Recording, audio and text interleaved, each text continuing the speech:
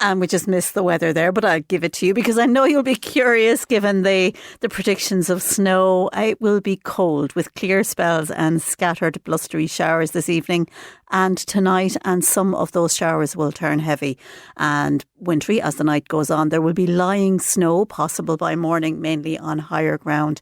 You can expect lowest temperatures of 0 to 3 degrees, and that is your Midlands 103 weather for tonight. Agus fáilte isteach. How big is the art on your wall and how big could it be, and what kinds of messages could you get across? And speaking of messages you can get across, an Offaly based singer-songwriter who has a huge career as part of a very well-known group is releasing her first solo single, and she wants to give her younger self a hug in music.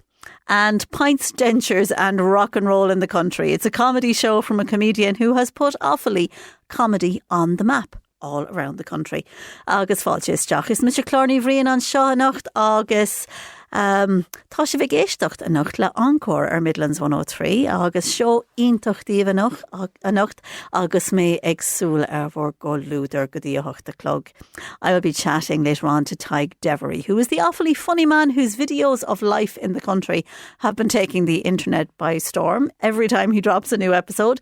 And he has a new show, Pints, Dentures and Rock and Roll, and a few new characters. The first night was last weekend and it's coming to Portlaoise this weekend, so it's I know the tickets are selling out. Kieran Devery is well known in the Midlands for his murals in Portlaoise town and the James Joyce mural in Mullingar, and he wants your help to take big art to the big walls in the brightly lit areas of the country. We don't have political activists in Ireland like led by donkeys, and as they do in the UK. And he's thinking maybe there's a bit of room for art to fill that space here. And Megan Walsh, who is an honorary Offaly woman, and she's a Celtic woman. She has just released her debut solo single. It's called McCree. It was produced by the legendary Bill Shanley, and she says it is a message to her younger self. And we'll hear the song and we will chat to Megan later on Encore this evening. But we start, as we do, with some new music. And tonight it is the turn of two Irish women who are absolutely no strangers to the airwaves as we get ready for Lála Pádraig on Seachtain Seachuing, and we're in the middle of Seachtain na Gaeilge, or Caiicish na Gaeilge inis. Ceol ar dús ó Róisín ó agus ina dhé Wallace Bird. Tá sé bheith géisteach a nacht le Encore ar Midlands 103. Midlands 103. Just reminded as I listened to that ad there for Peter Dunn's breakfast show, how lucky we are in the Midlands to have one fantastic morning breakfast presenter when most radio stations need two who can't do half as good a job as Peter does. Tune into Peter in the mornings, he's fantastic. Just before the break there, we had brand new music from Róisín O, a gorgeous song about her mum, Mary Black, and her music, and after that some music from Wallace Bird. But now we're going to move to something completely and hilariously different, because there's a brand new show that is working its way around the country. It had its opening night last week in Tullamore, which is just the right place for it. Tig Devery is in town tomorrow. It's not going to be Friday the unfortunate 13th. It'll be a lucky Friday the 13th if you're in Portlaoise, because Tig's second show, Pints, Dentures and Rock and Roll, is coming to the Dunamace. It has the cast of characters that we're familiar with. Noel is there, Breed is there, Seamus is there, Father Nettles is there, and there's a couple of more. And Tig joins me on the line. Tig, you're welcome to Encore this evening. Claire, how are you doing? I'm great. I'm great. And the last time we had you on was just after the last show, which was your first stage outing after all of the little videos that you had started to upload during COVID that really caught the attention and caught the mood. How was the last show? If we start with that, maybe tell me about the original turnabout in the country, so to speak. The original day in the country, I guess, was really me chancing my arm, to be honest with you, and learning how it's all done, because I had no idea what I was doing. The very first show, which was also in the Bridge House, November 24, But I gave it a go, and by God, did I learn a lot doing that show. I bet. Touring around the country, and it was just an incredible experience. Like, you know, selling out a lot of the places. That's just, when that happens, it's amazing, but it's nearly an added pressure as well. You know, there's a massive crowd coming to be entertained. So it adds that extra bit of pressure, but it's a great feeling. But look, I learned so much of how it all works, really, and what the do's and don'ts, what can and can't be done. Yeah. So it was a great. Yeah, I saw it in Tullow, and it was absolutely jammed in Mount Wolsey. Absolutely jammed. And I think that was a great night. It was a great night. It was one of those pain in your face nights when you laugh so much. But for people who are not familiar with your comedy, there's hardly anybody in the country who's not familiar with your comedy. But you play all of the different characters, and that's a huge ask of any person. Yeah. You must have been exhausted after a show. Because it's one thing, when you prepare and you have a lot of time to put together a short piece for YouTube. But a different thing to be on stage for, over an hour and 20 minutes, maybe an hour and a half, and bringing all those characters to life. Oh, it is, for sure, yeah. I know. I definitely noticed it last Saturday night as well, or after that show, because I hadn't done one there since last November. It drains the life out of you. I think at the time when you're on stage, you're just running on adrenaline, and everything goes out the window. Any pains you might have in your body or anything, it just disappears, and you're just going because you have to. And it's live; you can't just stop and check the script and all that crack. You just have to keep going. But I think Sunday now, I really felt it, but I think the fact that I went out for a few pints after that show didn't help either. But you were probably on a high. I'm hearing great things about it. I mean, there was an audience who were totally there for it and for you, and by all accounts, it was a brilliant night. Yeah, it was a great night. Yeah, it was just great to get out at again, and the difference coming out in Tullamore last Saturday night for the second time than the very, very first time I'd done it was unreal. I definitely wasn't as nervous. I was more excited this time around, but I was still obviously nervous, but it wasn't even close to the first time I walked out. It was terrifying, but I suppose that's another thing I've learned. I've learned that I can actually do it now from the last show, so that helps as well, because before I honestly didn't know how it was going to go down. You were starting from nothing, really, in terms of live performance. Yeah. So this show is pints, dentures and rock and roll. You have a couple of new characters. Tell us about those. Well, we have Brendan the Undertaker. Yes. Brendan doesn't like waste, so and he has to get near a body and, recycle their clothes or shoes or dentures or whatever it is. He'll try and find a way of making some profit out of that. Yeah. So he's at that crack during the show. He's trying to do a few sales, I guess. Okay, during the show, yeah. During the show, and then you have Johnny the Jelly Tot Kelly, who hasn't had much opportunities in life because he's from Roscommon. Roscommon gets an awful bad rap, and you can do that now as an Offaly man, can't you? Yeah, you can, of course. Yeah, but I suppose he's telling his unfortunate life story, and nothing's gone really well for him through life, mainly because he's from Roscommon. He hasn't had many opportunities, but it's kind of, I suppose it's kind of, he's standing up for Roscommon, but he's kind of taking the piss out of him as well at the same time. Yeah. But he went down very well the other night. I got a great reception from him, because obviously he's never been in any of the videos.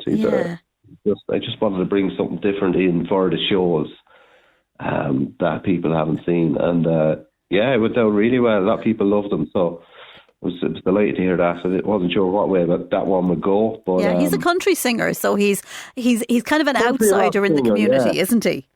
Yeah, he's country rock, and every kind of concert he's ever done has never went to plan. Yeah, something's went wrong at. So yeah, he's plodding along. As I said, he hasn't had many opportunities. He's hanging on to by the thread of his underpants now to the dream. Yeah.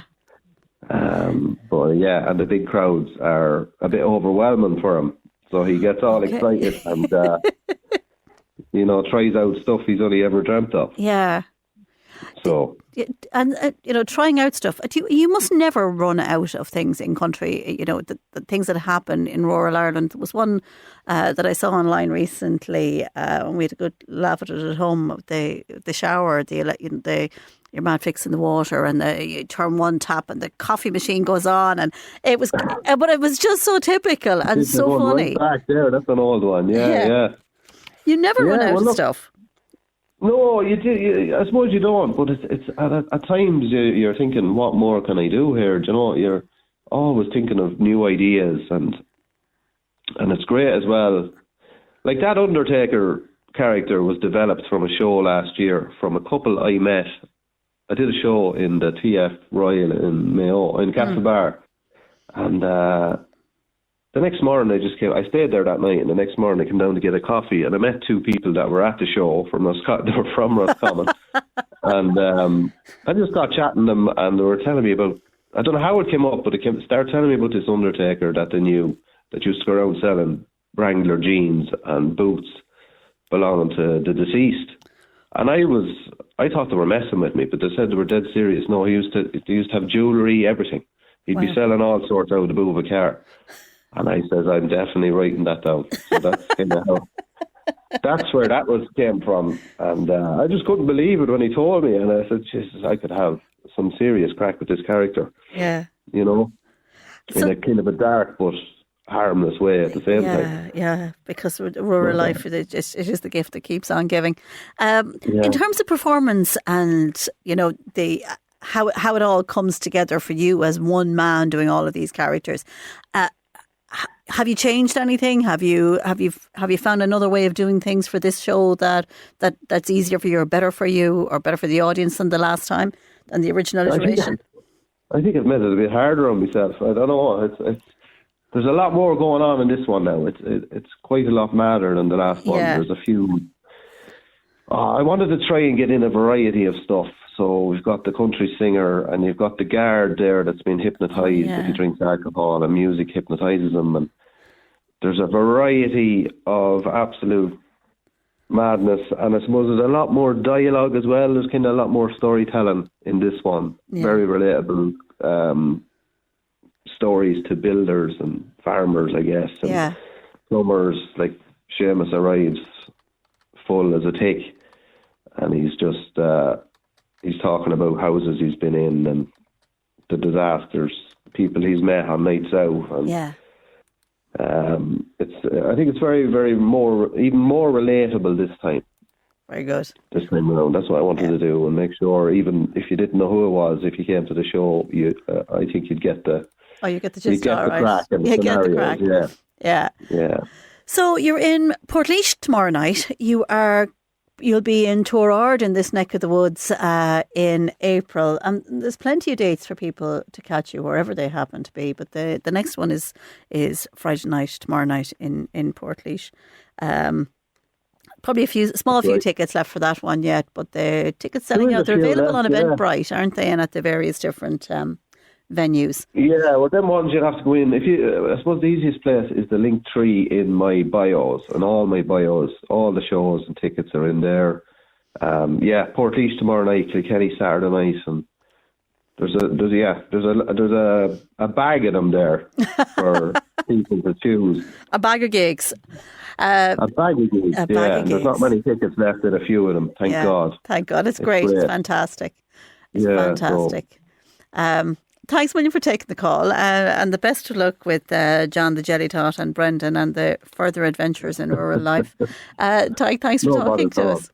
Take care. Claire, thanks so much. Not at all. It's a pleasure. We'll see you along the way, I'm sure. You'll see me along the way, you surely will. Really worth getting along to one of those shows. Very, very, very funny, as I say. Pain in the face funny. That's Tig Devery, and he's in Portlaoise, and he's in Kilkenny, and he's going to be in Torord, and he's going to be in Carrick-on-Shannon. He's all over the place. You'll find him somewhere and get the tickets while you can. We're going to take a quick break, and when we come back, it will be to chat to Megan Walsh, who is a Celtic woman with a brand new song. Stay with us, Táis Vigéisteach den Nacht, na Mixtape Nua. You're not listening to Mixtape Nua, you're listening to Encore, Midlands 103. Midlands 103. You're listening to Encore, our Midlands 103 in Nacht, and still to come on the show, I'll be chatting soon to the artist who is Ciarán Devery, and Ciarán is well known as a mural artist, but he's turning a little more and more to artivism, and he'll be telling us about that, Ciarán Dunleavy, in a couple of moments. But before that, she is a singer with an international career and an international acclaim. She has celebrated Ireland's musical heritage across the world. Her name is Megan Walsh. She is originally from Meath, but she is currently living in Offaly and settled in Offaly, and she joins me on the line now. Megan, you're very welcome to Encore this evening. Hi, thank you so much for having me on. Oh, it's lovely to have you on. I'm delighted to chat to you about the debut solo single, which is just out. It's called McCree. And we'll chat about that in a minute. But you had an absolute globe-trotting career with Celtic Woman. That must have been a blast. Yeah, it was. I got, I got into Celtic Woman fresh out of college, and it was a chance to kind of, do what I love and travel the world. And I was really lucky to meet incredible women through that as well. Like, they all became my best friends, and we're still friends to this day. And I got to travel the world, and it was hard at times. You do busy schedules. We used to do 90 shows in about 3 months, and you change cities nearly every night. So it always comes with its challenges, but I felt very lucky to get to do it with amazing people. So you had 4 years with Celtic Woman, and you had 4 albums, you had 2 television specials, you were streamed all over the world. It's hard to imagine the scale of that and the international draw and the kinds of the audiences that you would have had taking Celtic Woman on tour. Yeah, I mean, it was an incredible thing. I mean, we got to play some of the most prestigious venues in the world, and we even went to the likes of Brazil, and we sold out 3 nights in Rio and 3 nights in Sao Paulo, if I have my facts correct. And you kind of don't even realise the reach that it has until you kind of go to these places and you hear what the music means to people over there. And no, it was brilliant, absolutely. And to play somewhere like Carnegie Hall, what's that like when you look out and you see, wow? Oh, it was incredible. I was only 17 at the time, and I had won a competition with the Cross Border Orchestra of Ireland to do the Peace Proms. And I'd won a competition with them to go and sing with them on their tour, and one of the stops was Carnegie Hall in New York. And I still had a mouthful of braces, and I was a young pup, and kind of stepping onto that stage was incredibly intimidating, but also incredibly special, and something I'll remember forever and ever. Yeah. And what was your own background, your own training? What was the moment where you decided, this is what I want to do? I want to sing. I can sing, but I want to sing. I want to make a living from this. Yeah, it's funny. I was such a shy child that I would never sing for anybody. And it was only when my mum and dad heard me singing in my room, when they thought, and I probably thought no one was listening, that they said, oh, she can hold a tune. And I kind of built up the confidence then to sing for people, and I quickly kind of fell in love with it, and I started classical training at 9. And then I kind of did that up until I got into the Royal Academy of Music in London, where I studied. I studied to be an opera singer, actually. And that's kind of where my training lay, was more in the classical side of things. But I always had a love for kind of the more folk kind of country music. Yeah. So I'm glad to be kind of coming back to that now. McCree is your debut solo single. Tell us about where that came from for you and the energy behind it, because it's a song to your younger self. Yeah, I feel like when people hear McCree, they automatically think, it's a love song to somebody else. But I actually wanted it to feel like a hug to my younger self. And, you know, in life, we all have struggles. We all go through hard things. And I just wanted it to feel like, you know, the older version of myself was giving that younger version of myself a hug and saying everything turns out okay, you know, and that was, that's kind of where the idea for the song came from. And it was one of those songs that kind of just happened very quickly. Which I love when that happens, because sometimes writing songs can take a long time, whereas sometimes they just kind of, you know, come from somewhere else and they're suddenly just on a page, and you kind of don't know where it came from, but I love those songs. They feel very special. So this one was about that. Yeah, it was to my younger self, telling her that everything is going to be okay. So it's one thing to write the song and for that to happen quickly. It's another thing to get it produced, and another thing again to get it out there. And you worked on this one with Bill Shanley. What was that like? He's a man with a serious reputation in the music business. I know. It was incredible to get to work with him. I worked with him at the Celtic World Forum, which is an Irish music festival that happens in Ireland every year. And I instantly clicked with Bill. He's an incredible person as well as a musician, and kind of going into the studio with him was lovely and collaborative. And he really tries to bring, you know, what you had envisioned for the song to life in the most special way. And it was really, really lovely getting to work with Bill, and especially, you know, someone who has worked with so many incredible people. I was very privileged to be in the room with him.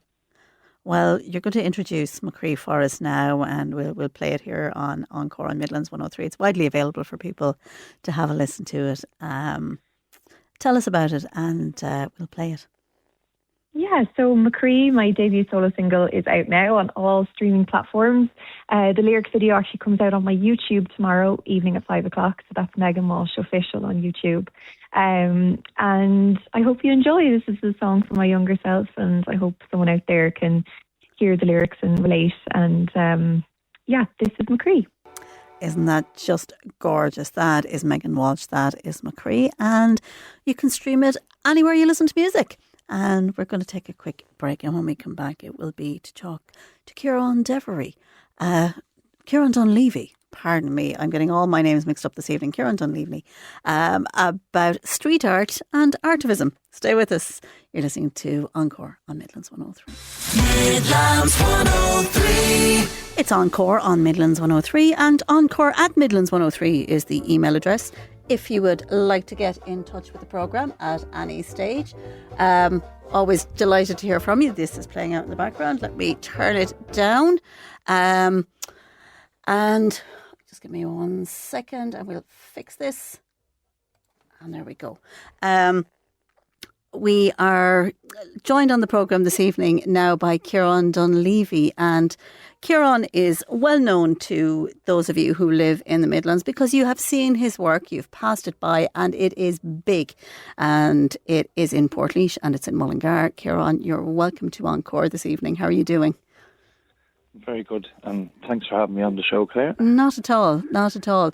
Tell me, just remind us, remind the listeners where they will be familiar with your work in Portlaoise and in Mullingar. Oh yeah, in Portlaoise, there used to be an old hotel down at the end of the main street, and I got a commission to cover that. So what I loved doing was, with the sort of murals I like doing, I like to bring the history back onto the walls, the mythology or stuff like that. So Finn McCool would have been trained up in the the name of the hills has gone out of my mind now at the minute. Sorry. It's okay. You're entitled to forget these. It's a couple of years ago. Yeah. I was trained in the hills, but the most important thing was his mother gave him away to two women to protect him at the time, and they trained him. They trained him into a young warrior. So that was that one.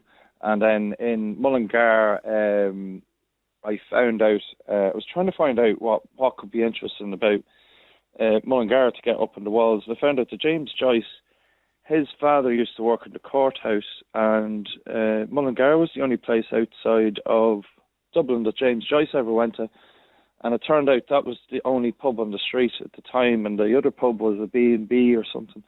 So he definitely would have been across the road having drinks, because I think he enjoyed a drink. Definitely enjoyed a drink, So, but more than that, it was what he did. Obviously, what he did with his writing and that. Yeah. So I just love bringing stuff that we tend to. It's stuff that's on your doorstep. Like how I got into the murals and that years ago was my auntie was over in America, and she This was is a saying fascinating story about your auntie and and how you became involved initially in the idea of street art. Mm-hmm. Yeah. Yeah, like in secondary school, I liked working larger scale, and the paper was too small after a while, so they started giving me blackboards, and then I was going larger and larger. I was painting stuff, and some of my friends, they were getting walls done and stuff like that. And then my auntie came home. She came home from America. She was in New York and Boston and places like that. And she was bringing me photographs because at the time you were printing them out, and she'd be showing you, look, Kieran, because she knew I was into art, and look at this big wall here, and it'd be like, if you're celebrating the railroad or ironworks or stuff, because America's quite young, so they were trying to show the history they have of, building sort of rail and buildings and all that kind of stuff, Yeah. So I was like, wow, they're huge. Like, they were huge. Some of them were 1 and 2 and 3 and 4-story size. There was a guy, Wayland, and he did these massive, like the outside of aquariums, with the whales and the dolphins and stuff like that. And I was like, oh, I love that scale. I'd love to be painting on that scale, Yeah. So I kind of got more into that. So then I did 1 or 2 in Drogheda, nothing too major, but I went to art college in Galway. I heard Galway was like this really artsy kind of cultural place. So I went down to Galway, and I was expecting to see a covered in wall murals, and it wasn't. So I don't know, I kind of already expected to see these things around the place, and they weren't. So I just started doing them. Okay. And from there you moved to projection. And I mean, we're used to that kind of here in Offaly.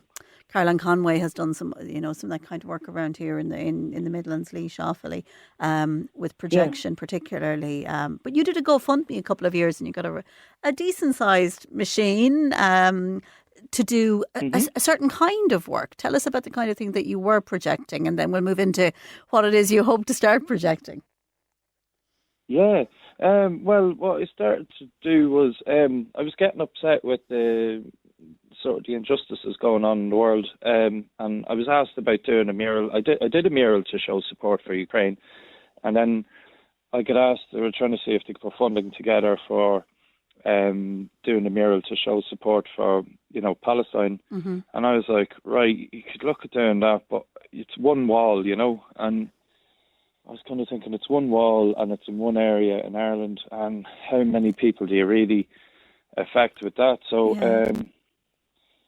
I actually, it was a dream I had that night. I went to bed and I had a dream where you were kind of going through a restaurant and you could see different people. It was like Donald Trump and Netanyahu and different people like that, and they were kind of laughing among themselves, celebrating.